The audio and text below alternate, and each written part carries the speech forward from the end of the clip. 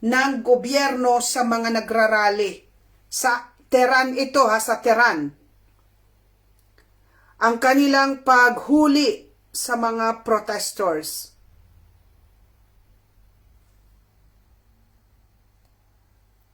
Okay? Tinanggal ko na, sandali, baka may...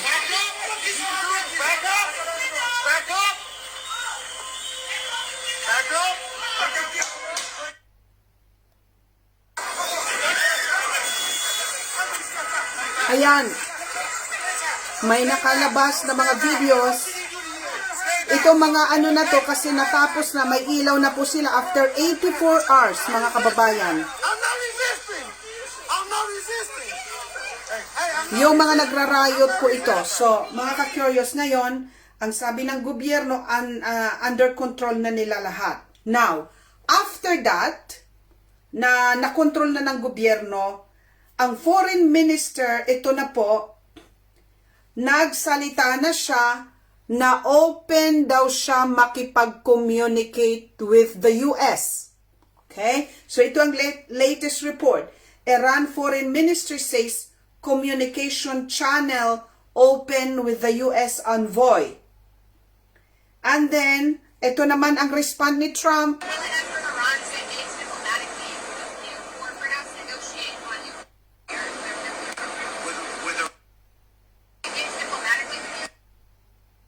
Ang bilis talaga mag-drop ng number of views Nakakabwisit talaga Ayan bumagsak na naman from 300, 260 na lang. Ibig sabihin, binabalita ko ito, nagtatakbuhan kayo, paalis. So this is crazy. Alam na natin, tandaan nyo, lagi nyong observe sa mga, pag may nakikita kayong balita, na bumabagsak ang number of views, ibig sabihin yan yung mga balita na ayaw nilang malaman ninyo. Ganun po yon. Now, ang sabi ni Trump dito na ipinakita kong video, na ang Iranian leaders daw tinawagan siya at makikigusto daw makipag-negotiate.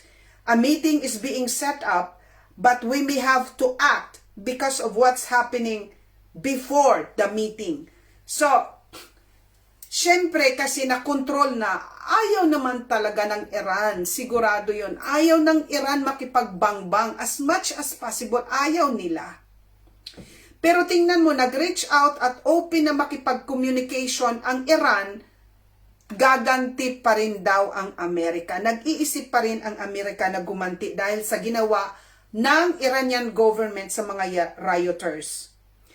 Trump says, US military studying very strong option for Iran. So, ibig sabihin, nag-estudyar talaga sila, nag-aaral ng strong option, malakas na option para tirahin nila ang Iran. So, yan po, mga ka-curious, ang latest na development doon. Now, in connection with this, may malaking nangyayari na insidente doon sa Amerika dahil meron protesters doon sa Amerika, sa Los Angeles in particular, na ang nag-organize nito, itong anak ng dating emperor, yung last emperor ng Iran, na si Muhammad Reza Pahlavi. Si Muhammad Reza Pahlavi, meron siyang anak na si Reza Pahlavi naman, na exiled, nagtatago sa Amerika, dahil nga sa pag-take over, pagkatapos kasi ng last emperor na si Muhammad, yung tatay niya, Pahlavi, naging exile ang anak na si Reza Pahlavi, nandoon sa Amerika. Kasi nga, pinalitan na ngayon ng supreme leader na si Khamenei. Diba? Yun na ang, ilang years na si Khamenei? 15, 13 years? So, yung anak ng last emperor ng Iran, nandoon sa Amerika, at isa yun sa nananawagan na bangbangin ni Trump ang Iran. Kasi of course, kaya nga siya na-exile, dahil nga galit na galit siya sa administration ngayon ng Iran. So, nagkaroon ng protesta. And guess what, mga kababayan, doon sa Los Angeles. At merong truck, whole truck na rumagasa sa crowd. Pakinoorin nyo mga ka-curious. Panoorin.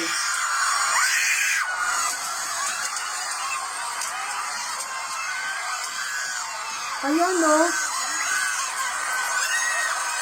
Siraulo talaga yon.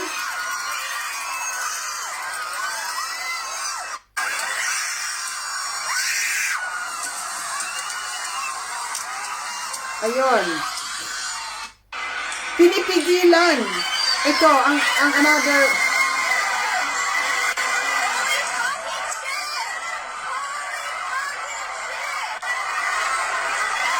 Grabe talaga ang mundo ngayon, Disney.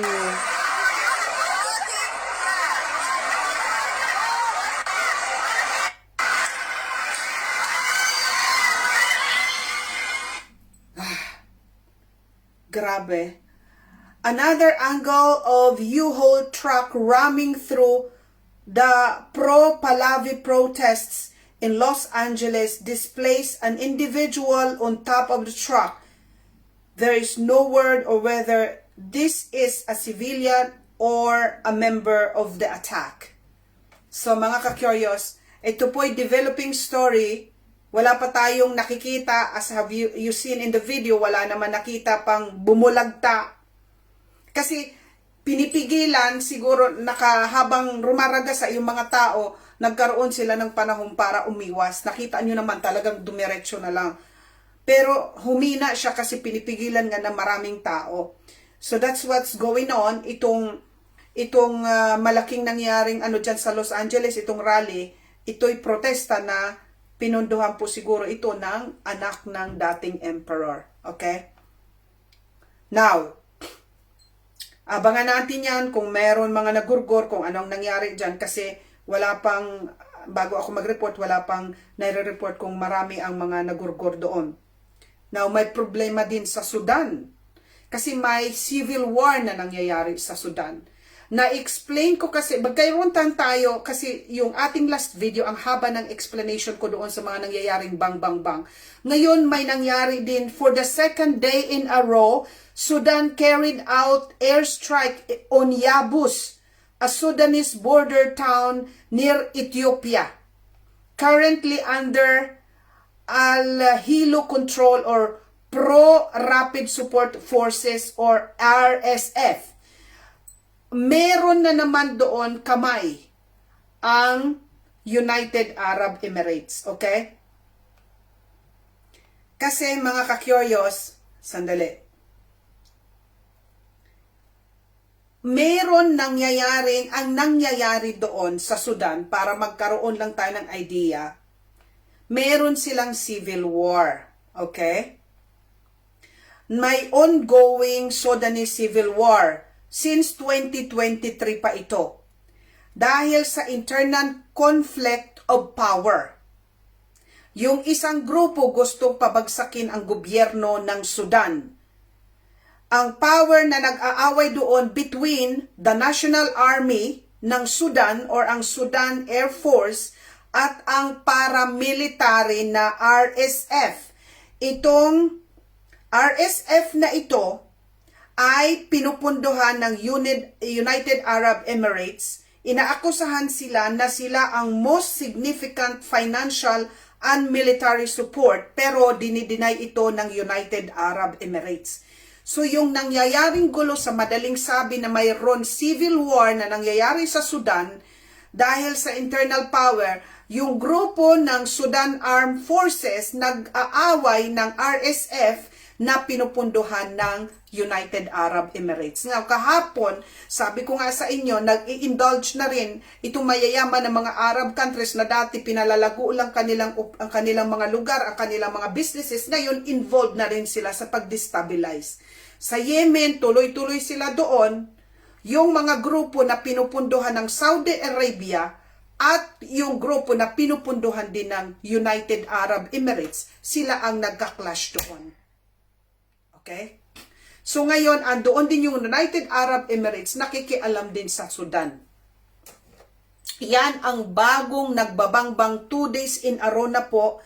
meron airstrike na nangyayari doon sa Sudanese Armed Forces, between the Sudanese Armed Forces and RSF na pinupundahan ng United Arab Emirates.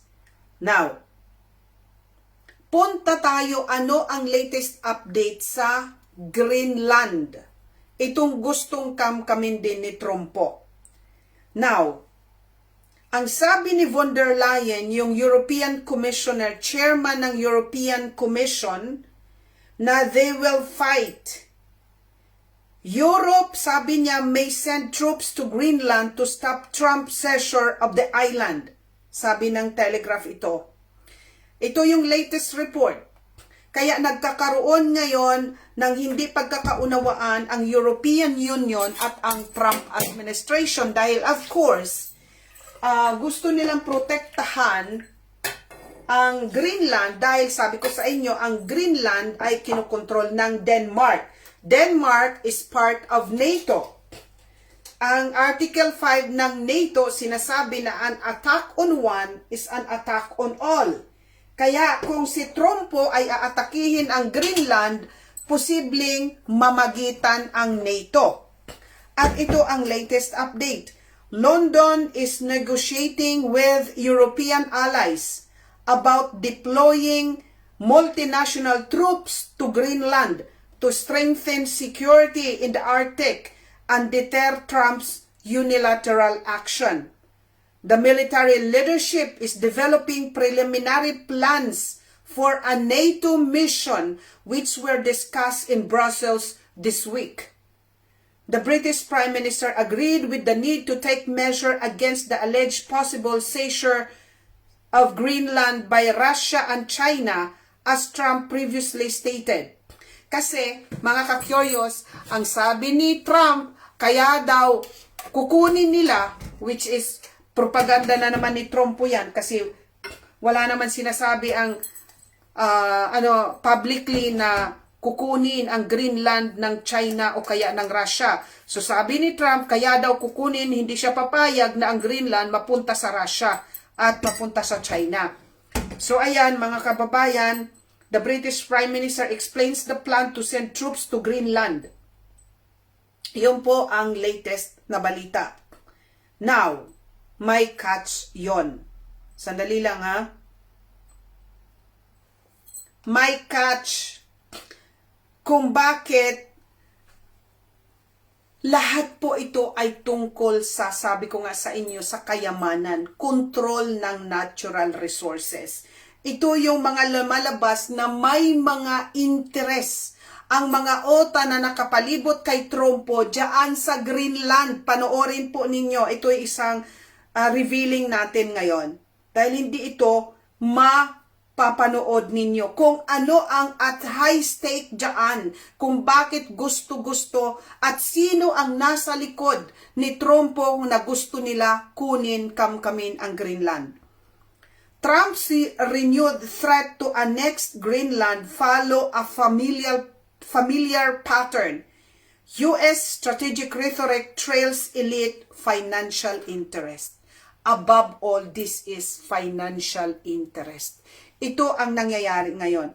Pagkatapos ni Trump na erase ang idea na kontrolin ang Greenland, ang mga bilyonaryo agad silang gumalaw, kumilos kaagad sila. Si Ronald Lauder, heir to Estee Lauder fortune, yung heir to the throne ng Estee Lauder na mayaman na billionaire, was the original source of the idea. Wow! So siya pala ang isa sa mga original na nag-push na kunin ito ni Trumpo. Kasi ipupush nila si Trumpo katulad ng mga big techs na nakapalibot na kinakatigan ni Trumpo katulad na si Larry Ellison, yung gagawa ng AI, ng database na ipinagkatiwala niya kung saan lalagakan ng ating mga data sa buong mundo. Yung mga AI techs na nakapalibot kay Trump, ang nag-propose din pala, ang original na nag-push nito na kunin ang Greenland, itong billionaire na na-ready ng Estee Lauder. Okay? Yung Estee Lauder, yung mga perfume, yung mga pang-makeup, kung ano-ano, marami yan, di ba? According to Trump's former National Security Advisor John Bolton, Lauder personally suggested Greenland to Trump during his first term. So, nung first term pa lang, sinuggest na ni Lauder, itong mayaman na billionaire, kay Trump na kunin ang Greenland. Okay? Now, kaya pala, itong pagpasok ni Trump sa kanyang second term, kaagad niya sinabi na kukunin nila ang Greenland. Okay? Lauder later invested directly in Greenland-linked businesses, including a freshwater bottling firm tied to senior figures in Greenland's ruling party. Wow! So, ipinush nitong billionaire kay Trump nung first term niya, sabihin, kunin mo ang Greenland.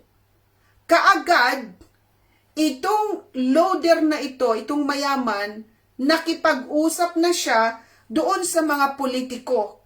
At gusto niya pala ngayon magkaroon ng bottled water, yung fresh bottling firm. Nagkaroon, sisiguro na ang magkukontrol ng tubig. Matagal ko nang sinabi na ang mga Digimon gustong kontrolin ang Big Two. Kaya nga matagal ko nang sinasabi na gumawa kayo ng bomba para may ganon, may manumi kayo. Kasi gusto nilang kontrolin at itong interest pala kasi siguro may fresh water doon na source ng tubig, kukontrolin nila at magdidistribute sa buong mundo. His involvement appears less commercial than political, focused on access, influence, and positioning. So nagpo-position niya, nung sinabi pa lang, baka si Trump, nung sinabi ni Lauder na, o sige, ayun, nakiposisyon na siya, lumapit na sa mga politiko para sa plano niya magkaroon itong kontrolin ang tubig doon.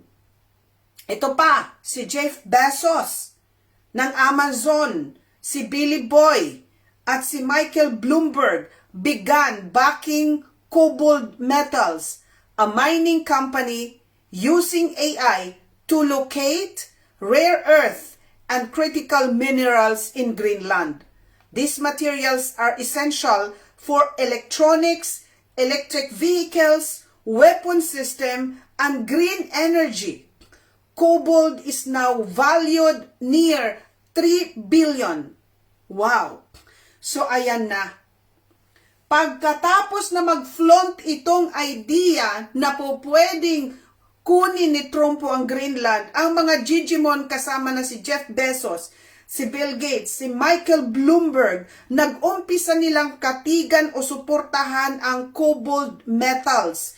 Itong Cobalt Metals ay mining company na gumagamit ng AI para hanapin kung saang parte ng Greenland ang mga rare earth minerals. Kasi they are very rich in rare earth minerals. Nakikita niyo mga kababayan. At itong mga rare earth minerals, kailangan ito para sa ating electronics kasi nga gusto nga nila puro na lahat mga electric na, 'di ba? Lahat ng mga cellphones natin, laptop, lahat ng mga computer na